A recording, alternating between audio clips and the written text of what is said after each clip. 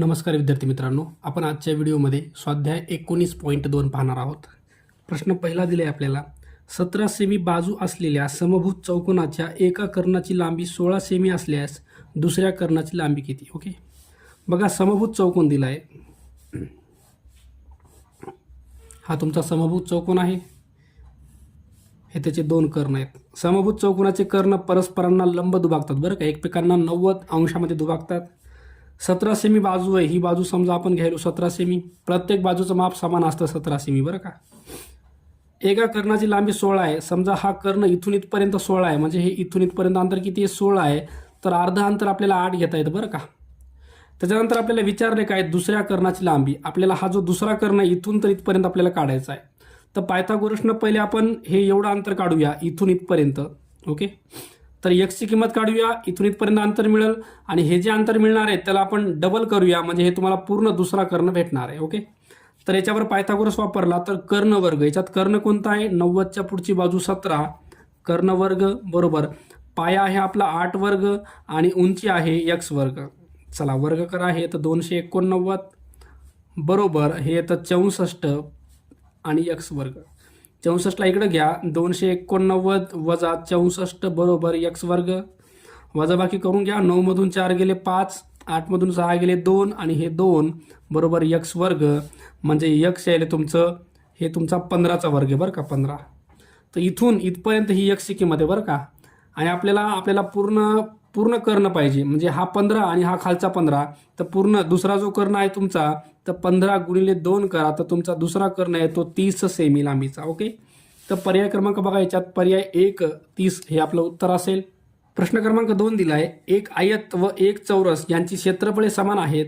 आयताची लांबी 16 सेमी असून चौरसाची बाजू 12 सेमी आहे, तर आयताची रुंदी किती? ओके, तर चौरसाची बाजू दिली बघा. चौरसाचे क्षेत्रफळ आपल्याला काढता येतं बाजूचा वर्ग. ओके, तर चौरसाचे क्षेत्रफळ बरोबर बाजू दिली आहे 12 सेमी, ह्याचा वर्ग करा. हा येतो 144 चौरस सेमी. ओके, हे क्षेत्रफळ झाले. त्यांनी काय सांगितलंय? आयताचं क्षेत्रफळ आणि चौरसाचं क्षेत्रफळ समान आहे. आता आयताचे क्षेत्रफळ घ्या.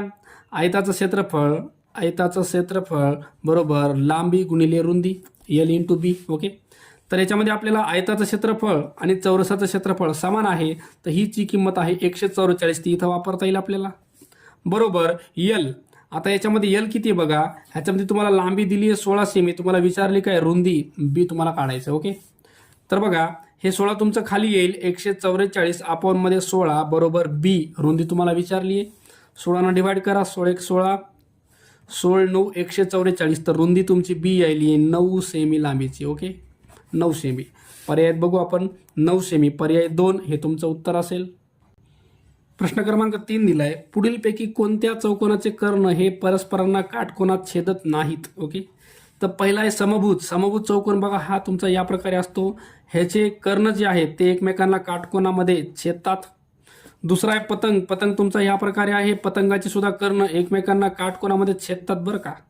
तिसरा आहे समलंब चौकोन. समलंब म्हणजे ह्या प्रकारचा आहे तुमचा ट्रॅपेझियम. तर याचे कर्ण एकमेकांना काटकोनात छेदत नाहीत बरं का. तर पर्याय तुम्हाला छेदत नाहीत विचारलं, तर पर्याय 3 हे तुमचं उत्तर असेल. उरलेला चौरस जो आहे चौरसाचे कर्ण सुद्धा एकमेकांना काटकोनात छेदतात. चला, याचं उत्तर पर्याय 3 असेल. प्रश्न क्रमांक 4 दिलाय. एका समांतरभुज चौकोनाच्या लगतच्या कोनांची मापे 2x 3x असतील, तर त्या चौकोनाच्या चारही क्रमागत कोनाची मापे कोणती? ओके, तर बघा जे चौकोन आहे त्याच्या लगतच्या कोनाची मापं दिली 2x आणि 3x. ओके, तर ही 2x 3x तुमची मापं आहेत. तर उरलेली जी मापं आहेत ती पण हीच असणार आहे 2x + 3x. कारण जे समोरासमोरील कोन आहेत ते तुमचे एकरूप असतात बरं का. तर हा 2x आहे, तर त्याच्या समोरचा कोन जो आहे त्याचं माप पण 2x असणार आहे. हा लगतचा 3x आहे, तर याचा जो समोरचा कोन आहे तो 3x असणार आहे. समोरासमोरील कोन समांतरभुज चौकोनात सारखे असतात, समान मापाचे असतात. आणि ह्या चारही कोनांच्या मापाची बेरीज तुम्हाला 360 लिहिता येते. आता 2 आणि 3 5 6 7 8 9 10 हे झालं 10 टाइम x बरोबर 360 आणि x बरोबर 360 भागिले 10 खाली गेलं 0 0 कटलं, तर x ची किंमत आली तुमची 36. ओके, x 36 आला. हे 36 इथं टाका. 36 दोन्ही हा येईल 72. 36 इथं टाका. 36 त्रिक हे तुमचं 108 येईल. ओके, त्याच्यानंतर 36 दोन्ही हा पण येईल 72, 36 इथं टाका, 36 त्रिक हा तुमचा 108. तर तुमचे जे 4 कोण आहेत ते 72, 108, 72, 108 याप्रमाणे येतील. ओके, तर बघा 72, 108, 72, 108. तर पर्याय क्रमांक बघा, पर्याय 3 हे तुमचं उत्तर असेल. प्रश्न क्रमांक 5 दिले आपल्याला. ABCD या समभुज चौकोनात, हा कसा आहे समभुज आहे बरं का. बघा समभुज चौकोन आहे हा ABCD, हा एक समभुज चौकोन दिलाय. ABCचं माप 100 आहे. ABC ह्याचं माप तुम्हाला दिले 100 डिग्री, हे किती आहे 100 अंशाचं आहे. तर BDC विचारलाय. BDC हा तुम्हाला असा जोडावा लागणार आहे आणि इथला जो कोण आहे का तो तुम्हाला विचारलाय. आता समभुज चौकोनात कसं असतं माहिती आहे का, हे जे समोरासमोरील कोण आहेत ते एकरूप असतात. जर बीचं माप 100 असेल तर पूर्ण जो C आहे C, ह्या पूर्ण Cचं माप किती असणार आहे, ह्याचं माप 100 असणार आहे. पण तुम्हाला याचा अर्धा विचारला, अर्धा, तर याचा अर्धा जो कोण आहे तो किती असणार आहे 50 अंशाचा असणार आहे, 50. ओके, तर पर्याय क्रमांक 4 हे त्याचं उत्तर असेल. प्रश्न क्रमांक 6 दिलाय आपल्याला. आयत PQRSच्या बाजू PQचा मध्यबिंदू M व बाजू RSचा मध्यबिंदू N हे जोडले असता PQRSचे 2 एकरूप चौरसात रूपांतर होते. जर PQ 8 सेमी असेल तर MN किती. ओके, तर बघा आपण पहिले आयत काढून घेऊ. एक हा तुमचा आयत असेल PQRS. आता काय म्हणते, PQचा मध्यबिंदू M, PQचा मध्यबिंदू घेतला M आणि RSचा मध्यबिंदू घेतला N, ह्यांना जोडायचे, त्यांना जोडला आपण. त्याच्यानंतर त्यांनी म्हणलंय की याचे 2 एकरूप चौरसात रूपांतर होते. हा एक चौरस झाला आणि हा तुमचा पहिला चौरस झाला, हा दुसरा चौरस झाला बरं का. PQ 8 आहे, इथून इथपर्यंत किती आहे 8 सेमी आहे. तर त्यांनी विचारलं MN किती असणार आहे. बघा हे पूर्ण 8 आहे, इथून इथपर्यंत किती आहे 8 आहे. हे मध्यबिंदू याचा अर्थ हे किती असणार आहे 4 आहे, 4. आणि त्यांनी सांगितले की हा जो बनलाय तो चौरस बनलाय आणि चौरसाच्या सर्व बाजू एकरूप असतात. ह्याचं माप 4 असेल तर ह्याचं पण माप किती असणार आहे 4च असणार आहे. म्हणजे MN किती यायला आहे, MN पण यायला तुमचा 4 सेमीचा. ओके, पर्याय दिले, पर्याय 2. प्रश्न क्रमांक 7 दिलाय. 2 एकरूप समद्विभुज काटकोन त्रिकोण. बघा समद्विभुज काटकोन त्रिकोण म्हणजे ह्याच्या दोन्ही बाजू ह्या सारख्या आहेत आणि हा काटकोन पण आहे. तर हा समद्विभुज काटकोन त्रिकोण असे 2 घ्यायचेत आपल्याला आणि ते कर्णाच्या बाजूवर जोडायचे. समजा हा एक जोडला आणि हा पण दुसरा एक जोडला. ओके, 2 एकरूप आणि हे दोघं पण एकरूप आहेत. दोघं एकरूप आहेत म्हणजे ह्या 2 बाजू समान आहेत आणि ह्या बाजूला ही बाजू समान आहे आणि ह्या बाजूला ही पण बाजू समान आहे. कळलं का. तर याच्यापासून जी आकृती बनायली आहे तर ती कोणती आहे ते विचारलं. तर याच्यापासून जे बनतं आहे ते चौरस आहे बरं का. पर्याय क्रमांक 2 हे तुमचं उत्तर असेल. प्रश्न क्रमांक 8 दिलाय. एक आयताची लांबी दिली तुम्हाला 2x + 3y, 2x + 3y + 7z आहे आणि रुंदी दिली आहे, रुंदी म्हणजे b दिली तुम्हाला x - y - z. तर आयताची परिमिती किती विचारले. ओके, तर परिमितीचं सूत्र आहे परिमिती बरोबर 2 कंसामध्ये लांबी प्लस रुंदी. तर 2 ला 2. आता आपली लांबी काय आहे, लांबी आहे 2x + 3y + 7z प्लस रुंदी किती आहे, रुंदी आहे तुमची x - y - z. ओके, हे 2 असेच ठेवून देऊ. ह्याला सोडवू आपण. हे 2 टाइम x आहे आणि हे 1x, 2 टाइम x आणि 1x हे झालं तुमचं 3 टाइम x. 3 टाइम y मधून y गेला, 3 टाइम मधून 1 टाइम y गेला तर राहिलं काय 2 टाइम y. 7z मधून 1z गेला तर राहिलं काय 6 टाइम z. आता 2 ने गुणाकार करून घेऊ आपण. 2 ने जर गुणलं इथं तर हे तर 6x, 2 ने इथं गुणलं तर हे झालं बे 2 4y, 2 ने इथं गुणलं तर हे झालं बे सखम 12 टाइम z. बघा 6x 4y 12z, 6x 4y 12z. पर्याय क्रमांक 2 हे तुमचं उत्तर असेल. प्रश्न क्रमांक 9 दिलाय.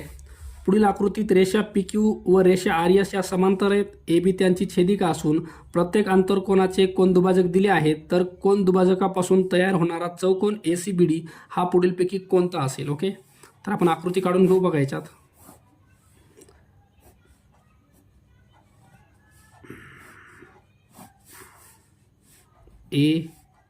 ACBD हा चौकोन कोणत्या प्रकारचा आहे ते आपल्याला सांगायचं. बघा आता ह्या ज्या लाईन आहेत तुमच्या PQ आणि RS ह्या लाईन तुमच्या समांतर आहेत बरं का. लाईन समांतर आहेत याचा अर्थ आपल्याला इथं जो आहे QAB आणि SBA ह्या दोघांना आपल्याला आंतरकोनामध्ये घेता येईल, याला आणि ह्याला आंतरकोनामध्ये घेता येतं. ओके, आंतरकोनानुसार ह्या दोघांची बेरीज किती असणार आहे? 180 असणार आहे. ओके, पण याचा हा अर्धा भाग आणि हा याचा अर्धा भाग आहे, ह्याच्या पण हे कोण दुभाजक आहेत, त्याच्यामुळे हे अर्धा अर्धा भाग आहे बरं का. चला आपण याला सोडूया. QAB कोण QAB अधिक कोण SBA ह्या दोघांची बेरीज आपल्याला 180 घेता येते आंतरकोन. ओके, त्याच्यानंतर आता हे जे आहेत ह्या सगळ्यांना मी मल्टिप्लाय करतो हाफनं, ह्या सगळ्यांना 1/2 गुणायचे. 1/2 गुणलं QABला अधिक 1/2 गुणलं SBAला बरोबर 1/2 गुणलं 180ला. सगळ्यांना 1/2 गुणलं बरं का, असं करता येतं आपल्याला. तर हे जे QAB आहे, QAB ह्याचा 1/2 भाग म्हणजे तुम्हाला DAB लिहिता येतं. याला लिहिता येईल तुम्हाला DAB प्लस SBA हा पूर्ण अँगल आहे, ह्याचा अर्धा भाग म्हणजे तुम्हाला DBA घेता येतो, अँगल DBA घेता येतो बरोबर 1/2 180चं 1/2 म्हणजे किती आले? 90 आले. 2 भाग द्या, हे तुमचं 90 येईल. 90. ओके, आता हा जो त्रिकोण आहे ADB, त्रिकोण इन अ ट्रायंगल ADB, हा जो ADB आहे त्याच्यामध्ये अँगल DAB अधिक कोण दुसरा DBA आणि उरलेला ADB तिघांची बेरीज 180 घेता येते. कोणत्याही त्रिकोणाच्या 3 कोणांची बेरीज 180 असते. त्याच्यामध्ये बघा आता DAB आणि DBA हे जे दोघं जण आहेत, ह्या दोघांचं माप आपण काढले, किती आले? 90 प्लस अँगल ADB बरोबर 180. ADBला इथंच ठेवून द्या बरोबर 180. 90ला पलीकडे नेऊन वजा करा तर तुमचा ADB हा कोण यायला आहे? 90 अंशाचा. ओके, तर ADB जो आहे तो 90चा यायला आहे. ADB कुठे बघा? ADB हा तुमचा 90चा यायला आहे. कितीचा यायला आहे? 90चा यायला आहे. ओके, हा जर 90चा येत असेल तर याचप्रमाणे आपल्याला इकडचा जो कोण आहे ACB हा पण तुम्हाला 90चा आणता येतो बरं का. ह्याच प्रकारे तुम्हाला सोल्युशन लिहावं लागणार आहे. आणि हे 90 आहे, हे 90 आहे, हे पण तुमच्या 90 मध्येच येतात बरं का. तर हा जो चौकोन तुमचा तयार व्हायला आहे हा काटकोन चौकोन ह्याला म्हणता येईल बरं का. पर्याय 3 हे त्याचं उत्तर असेल. प्रश्न क्रमांक 10 दिला आहे. रिकामी जागा या चौकोनाचे कर्ण एकरूप असून ते परस्परांना काटकोनात दुभागतात. तर आयताचे जे कर्ण आहेत ते एकरूप असतात पण परस्परांना काटकोनात दुभागत नाहीत. चौरसाचे कर्ण मात्र एकरूप असतात आणि परस्परांना काटकोनात दुभागतात. तर पर्याय 2 हे त्यांचं उत्तर असेल. हे तुमचं योग्य उत्तर आहे.